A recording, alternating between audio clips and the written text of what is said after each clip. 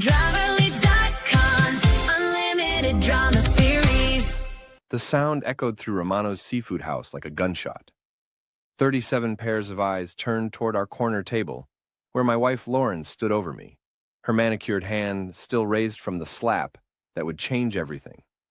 "You're pathetic, Ethan," she hissed, her voice carrying across the restaurant's suddenly silent dining room.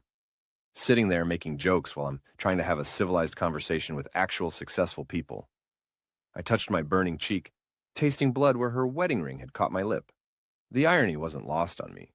The ring I'd bought her with my first big paycheck from Cole's Auto Repair, back when she still pretended to love me. "Lauren, maybe we should," her friend Jessica started. "No!" Lauren's voice cracked like a whip. "I'm tired of making excuses for him.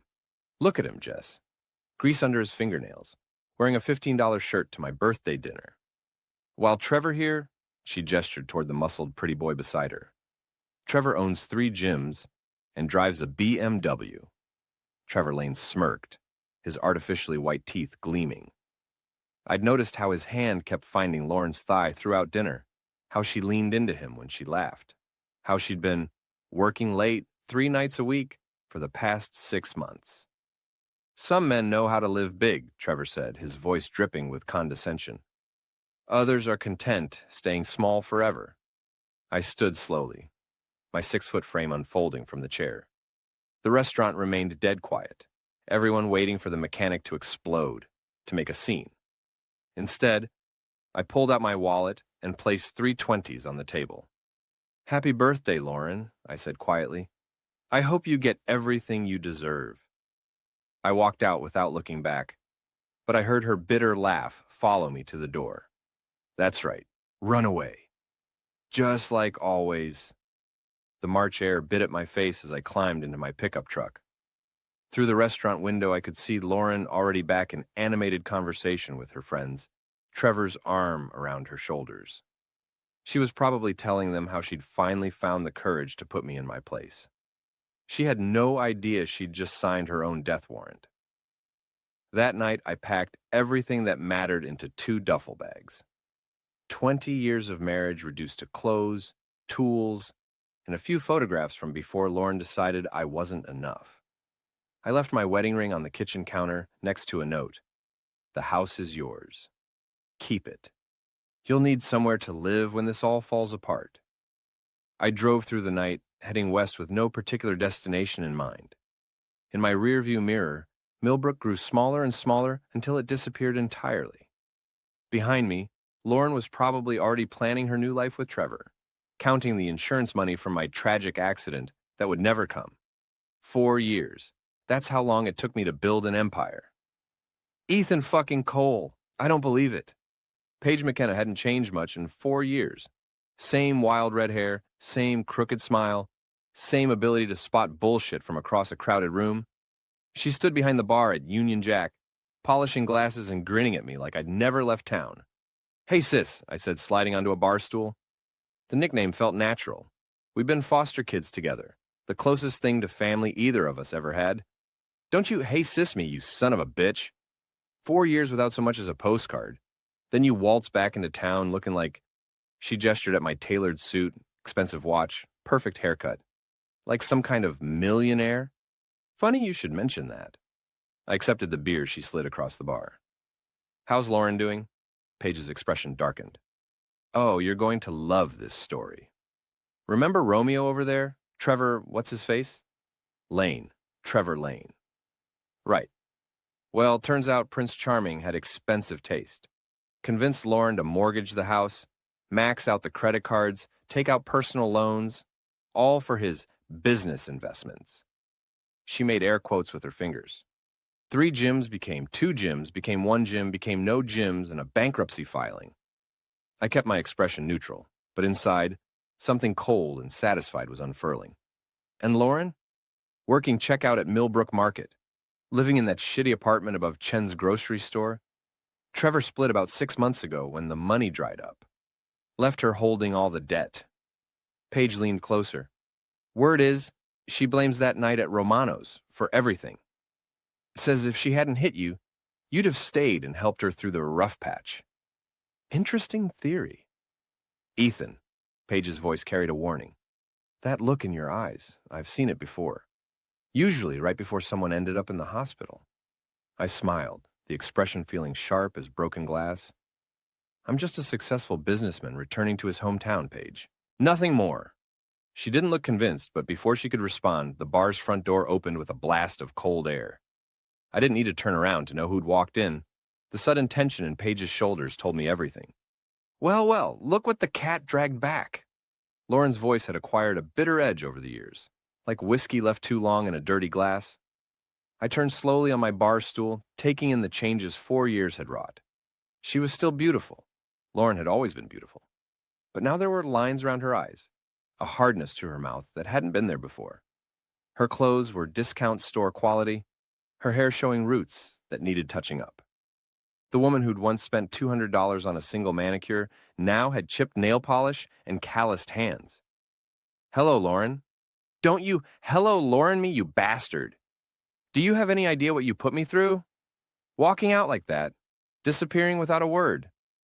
I sipped my beer, letting the silence stretch. Around us, the bar's other patrons were pretending not to listen while hanging on every word. I seem to remember you being pretty clear about what you thought of our marriage, I said finally. Something about me being pathetic and small? Her face flushed red. I was drunk. I was upset. You know I didn't mean...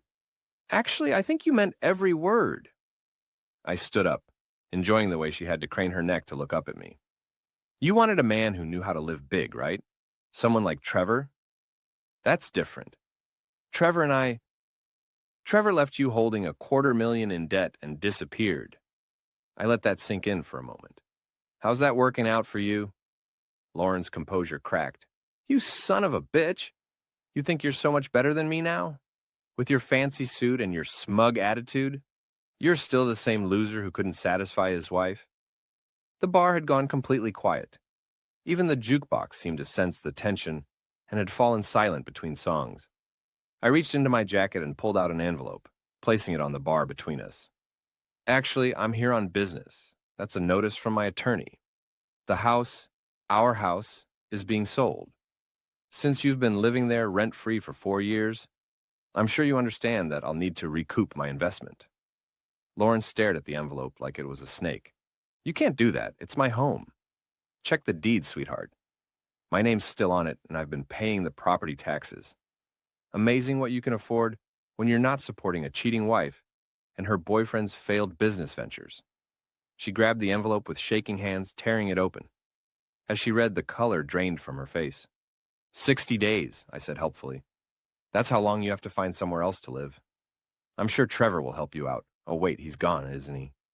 Lauren looked up at me, and for a moment, I saw the woman I'd once loved. Vulnerable, scared, desperate. Then the moment passed, replaced by rage. I'll fight this, she snarled. I'll take you for everything you're worth. I smiled and finished my beer. Good luck with that. You might want to start by finding a lawyer who will work pro bono. I left her standing there, clutching the eviction notice like a lifeline. As I walked toward the door, I heard her sob, a broken, desperate sound that should have made me feel guilty. Instead, it sounded like music. The black Camaro had been following me for 3 blocks. I caught glimpses of it in my mirrors as I drove through Millbrook's quiet streets, hanging back just far enough to seem casual, but close enough that I could make out the driver's silhouette. Big shoulders, baseball cap pulled low. Trevor Lane, trying to be subtle and failing miserably.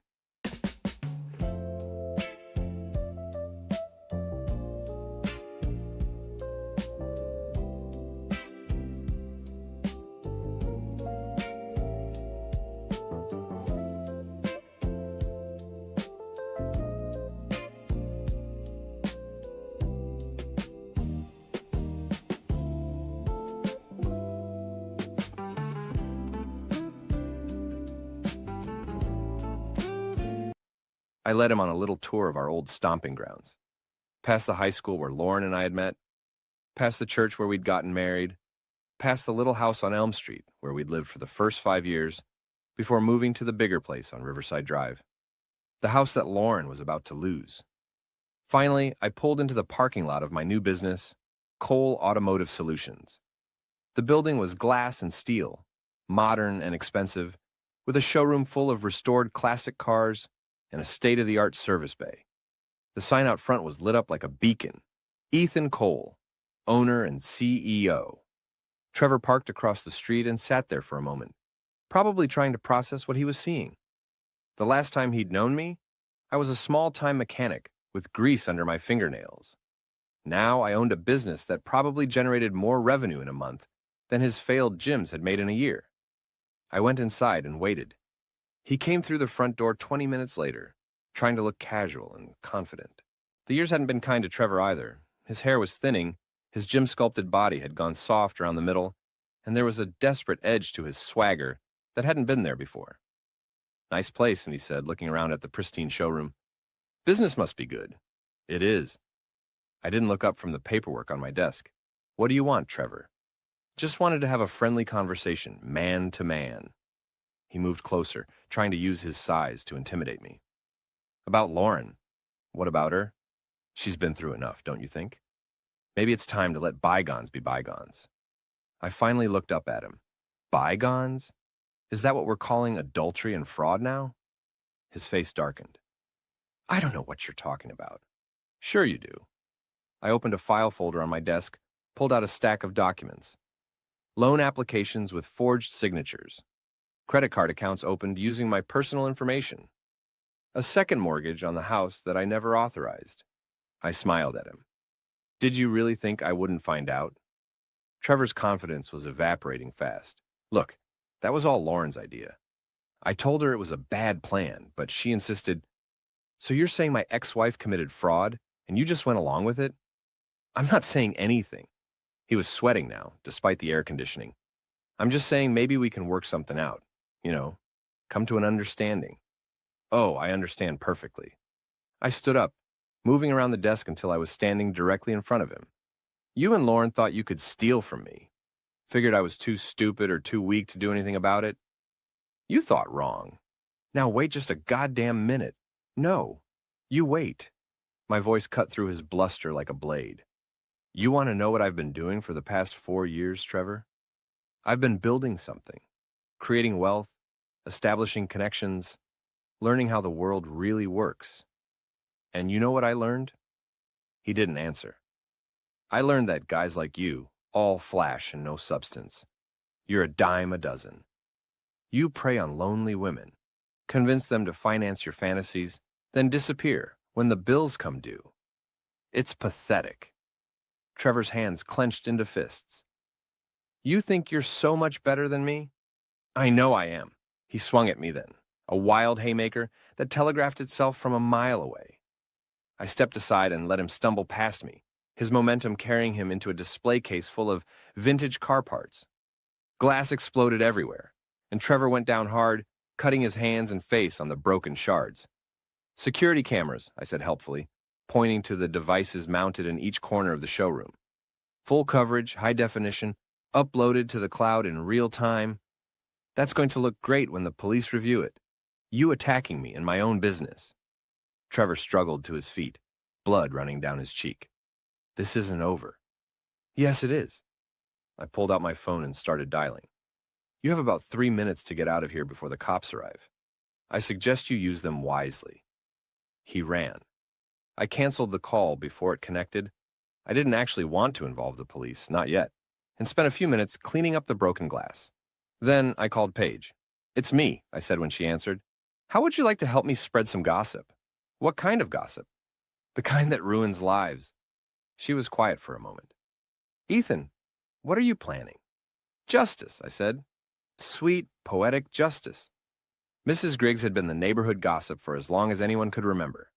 She knew who was cheating on their spouse, who was behind on their mortgage, who was drinking too much, and who wasn't drinking enough. More importantly, she had a network of fellow busybodies who could spread information faster than the internet. Paige knew exactly how to play her. "I'm just saying," I heard Paige telling the old woman at the grocery store checkout, "it's suspicious timing. Trevor Lane disappears right when the FBI starts asking questions about those gym memberships. I was pretending to shop for cereal 2 aisles over, but I could hear every word. Mrs. Griggs was practically vibrating with excitement. The FBI? She whispered, not quietly enough. Money laundering, Paige said in a stage whisper. Something about fake memberships and cash transactions. And you know Lauren was involved in all his business dealings. It was complete bullshit, of course. But Mrs. Griggs didn't know that. And by the time the story made its way through her network, it would have grown and mutated into something even more scandalous. I paid for my groceries and left, satisfied that Phase 1 was complete. Phase 2 required a different approach. Trevor was staying at the Millbrook Motor Inn, a rundown motel on... I deleted her number! You deleted it? She tagged you in a photo an hour ago. My everything thing with a... Watch more on Grammarly.com. on the outskirts of town that rented rooms by the hour as often as by the night. I knew this because I'd hired a private investigator to track his movements, a luxury I could now afford. I didn't go to the motel myself.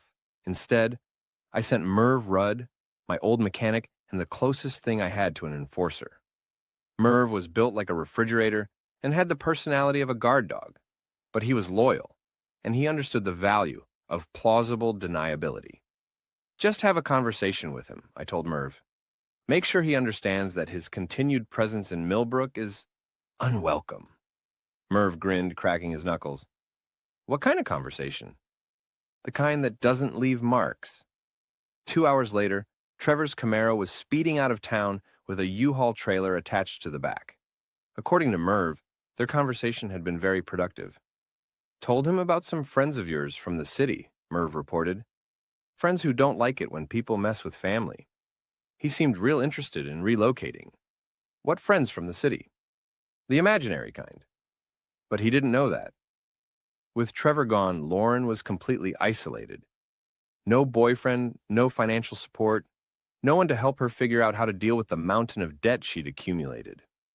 The eviction notice was still hanging over her head, and the gossip mill was working overtime to destroy what was left of her reputation. I should have felt satisfied. Instead, I felt hungry for more. The opportunity came 3 days later, when Lauren showed up at my showroom. She looked terrible, hollow-eyed, pale, wearing clothes that hung loose on her shrinking frame. The confident woman who'd slapped me at Romano's was gone, replaced by someone desperate and broken. "Ethan," she said, her voice barely above a whisper, "we need to talk." I looked up from my computer, taking my time before responding. "Do we? Please." The words seemed to cost her something. "I know you're angry. I know I hurt you. But we were married for 20 years. That has to count for something." It did count for something. Until you decided Trevor was a better investment. She flinched like I'd hit her. That was a mistake. I see that now. He wasn't who I thought he was. No kidding. What gave it away?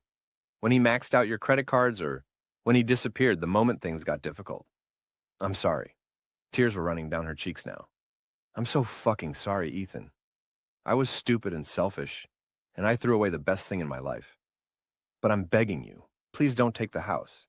It's all I have left. For a moment, I almost felt sorry for her. Almost. Then I remembered the sound of her hand hitting my face, the laughter that followed me out of the restaurant, the years of condescension and casual cruelty that had led up to that moment. You're right, I said. You did throw away the best thing in your life. And now, you want me to save you from the consequences of your own choices. I'll do anything, she said. Anything you want. We could try again, couldn't we? Start over? The offer hung in the air between us. Lauren was still beautiful, even broken and desperate. There had been a time when I would have given anything to hear those words from her. That time was over. No, I said simply. We couldn't. She stared at me for a long moment, hope dying in her eyes. Then she turned and walked out without another word. I watched her go, feeling nothing at all. The call came at midnight. She's on the roof, Paige said, her voice tight with worry. The parking garage downtown. Says she's going to jump. I was already reaching for my clothes. How do you know? She called the bar, drunk off her ass, rambling about how it was all your fault and Trevor's fault and how everyone would be better off without her. I called the cops, but you called me first. Yeah. I was dressed and in my car within 5 minutes racing through Millbrook's empty streets toward the downtown parking garage. It was a 4-story structure that served the business district during the day and became a ghost town after dark. If Lauren was really planning to jump, she'd picked the perfect spot, high enough to do the job, isolated enough that no one would find her until morning. The cops were already there when I arrived, their patrol cars arranged in a semicircle around the building. Detective Sheila Barnes was coordinating the response, barking orders into her radio. She'd been a friend of my father's back in the day, one of the few people in town who'd always treated me with respect. "Ethan," she said when she saw me approaching. "What are you doing here?" "Paige called me. Said Lauren was threatening to hurt herself." Barnes nodded grimly. "She's on the 4th floor, northeast corner. Been up there for about 20 minutes, screaming about how everyone betrayed her. Mentioned your name more than once. Is she serious, or is this just drama?" "With suicidal threats, we always assume serious until proven otherwise." Barnes studied my face. "She keeps asking for you. Says she won't come down until she talks to you." I looked up at the parking garage, seeing a small figure silhouetted against the night sky. Even from 4 stories down, I could hear Lauren's voice, shrill and desperate, carrying on the wind. "What do you want me to do?" "Talk to her. Keep her calm until the crisis negotiator gets here." Barnes hesitated. "Unless you think your presence might make things worse." I considered that. Lauren blamed me for her current situation, and she wasn't entirely wrong. My return to Millbrook had been the catalyst for her complete collapse. But I'd also known her for 23 years, longer than anyone else in her life. "I'll try," I said. The elevator ride to the 4th floor felt like it took forever. When the doors opened, I could see Lauren standing at the edge of the parking structure, her back to me. She was wearing the same clothes she'd had on at my showroom 3 days earlier, now wrinkled and stained. Her hair was stringy, her posture defeated. "Hello, Lauren." She turned at the sound of my voice, and I was shocked by what I saw. Her face was gaunt, her eyes red-rimmed and wild. She looked like she'd aged 10 years in the past week. "You came," she said, her voice slurred with alcohol. "I wasn't sure you would. Paige was worried about you." Lauren laughed bitterly. "Paige, your loyal little sister. She hates me, you know, always has." "She has good reason." "Yeah, I suppose she does." Lauren swayed slightly, and for a moment I thought she might fall. "Do you know what the worst part is, Ethan? It's not losing the house or the money or even Trevor. It's knowing that I had everything I ever wanted, and I threw it away for nothing." I moved closer, keeping my hands visible and my voice calm. "Then come down from there. We can figure something out." "No, we can't." She shook her head violently. "You hate me. The whole town hates me. I'm broke, I'm alone, and I'm never going to dig out of this hole. What's the point of going on? The point is that it's your life, Lauren. Your choice to make. Is it? Because it feels like everyone else has been making my choices for me. Trevor telling me to mortgage the house. You deciding to destroy what was left of my world. Even the fucking bank deciding when I have to be out of my home. I could hear sirens in the distance. The crisis negotiator, probably, along with paramedics and firefighters. Soon, this rooftop would be crawling with professionals trained to handle situations like this. But right now, it was just me and the woman who'd once been my wife, dancing on the edge of disaster. "You're right," I said. "I did come back here to hurt you. I wanted you to feel what I felt that night at Romano's. Helpless, humiliated, disposable. And I succeeded." Lauren stared at me, tears streaming down her face. "But this?" I gestured toward the edge of the building. "This isn't about me anymore. This is about you giving up. And that's not the Lauren I knew. The Lauren I married was a fighter. She was selfish and ambitious and sometimes cruel, but she never quit. That Lauren is gone. Is she? Or is she just scared?" For a long moment, we stood there in silence. The wind whipping around us. Below, I could see the flashing lights of emergency vehicles, hear the crackle of police radios, and the urgent voices of first responders. Finally, Lauren stepped back from the edge. I can't do this anymore, she whispered. I just want it to stop. I held out my hand to her. Then let's go downstairs. She looked at my hand for a moment, then at my face. Will you help me? With the house, the debt, all of it? The question hung in the air between us. This was my moment of choice. I could be merciful, could offer her a lifeline and maybe find some peace for both of us. Or I could finish what I'd started. I thought about the slap, the laughter, the years of casual contempt. No, I said quietly. I won't. Lauren's face crumpled, but she nodded as if she'd expected that answer. She took my hand anyway, and I helped her down from the ledge. The paramedics took her away for a psychological evaluation, and Detective Barnes asked me a few perfunctory questions about what had happened on the roof. I told her the truth, that Lauren was overwhelmed by her financial situation and had been drinking. I didn't mention the part where she'd begged me for help or my refusal. As I watched the ambulance drive away, I felt something I hadn't expected. Emptiness. The revenge I'd planned so carefully, executed so precisely, was complete.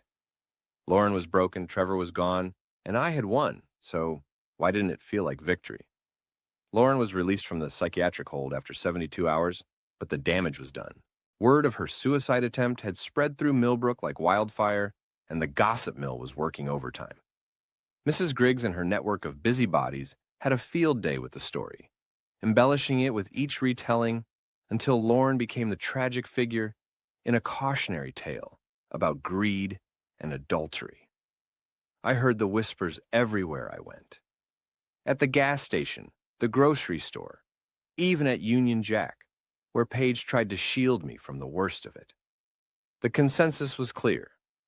Lauren Cole had gotten what she deserved. The eviction proceeded on schedule. I watched from my car as the sheriff's deputies supervised the removal of Lauren's belongings from our old house. 20 years of marriage reduced to a few boxes and garbage bags loaded into the back of a rented truck. Lauren wasn't there to oversee the process. According to Paige, she'd been staying at a women's shelter in the next county, too ashamed to show her face in Millbrook. The house sold within a week to a young couple with 2 kids and a golden retriever. They were exactly the kind of family Lauren and I had planned to be, back when we still believed in happy endings. I signed the papers without emotion, pocketing a check for the equity that would have been enough to solve all of Lauren's financial problems. Instead, it went into my investment portfolio. 2 weeks later, I was having dinner at Romano's, the same restaurant where this had all started, when Trevor Lane walked through the door. He looked different, smaller somehow, as if the past few months had deflated him. His clothes were cheap, his swagger was gone, and there was a haunted look in his eyes that I recognized from my own mirror during the dark days after Lauren's betrayal. He saw me sitting at my corner table and froze. For a moment, I thought he might turn around and leave. Instead, he walked over and stood beside my table, his hands shaking slightly. "Ethan," he said. "Trevor." I didn't invite him to sit down. "I thought you'd left town." "I did, but I came back." He looked around the restaurant nervously. "I heard about Lauren, about what happened on the roof." "What about it?" Is she okay?" I studied his face, looking for signs of genuine concern or just morbid curiosity. What I saw surprised me. Trevor looked genuinely tormented, as if Lauren's breakdown had affected him more than I'd expected. "She's alive," I said finally. Beyond that, I couldn't say. Trevor nodded, then surprised me by sliding into the chair across from me without invitation. "I need to tell you something. About the money, the loans, all of it." "I'm listening." "It wasn't her idea. The fraud, I mean, that was all me." He ran a hand through his thinning hair. "Lauren thought the paperwork was legitimate. I told her you'd signed off on everything, that you were just being stubborn about admitting it." I set down my fork and gave him my full attention. "Go on." "I forged your signature on the loan documents. Used your social security number to open the credit accounts. Lauren never knew." His voice was barely above a whisper. "She thought she was spending money that belonged to both of you." The revelation hit me like a physical blow. All this time, I'd assumed Lauren was an equal partner in the fraud, that she'd knowingly stolen from me to fund Trevor's schemes. If what he was telling me was true, why are you telling me this now? Because she tried to kill herself, and it's my fault. Trevor's eyes were bright with unshed tears. I let you destroy her for something she didn't even do? I was too much of a coward to come forward, too scared of going to prison to tell the truth. And now? Now, I can't live with myself. He reached into his jacket and pulled out a thick envelope. That's a full confession, signed and notarized. Every crime I committed, every lie I told, every document I forged, it's all there. I took the envelope but didn't open it. What do you want from me? Nothing. I just wanted you to know the truth before I turn myself into the police. Trevor stood up, his legs unsteady. Lauren loved you, Ethan, even at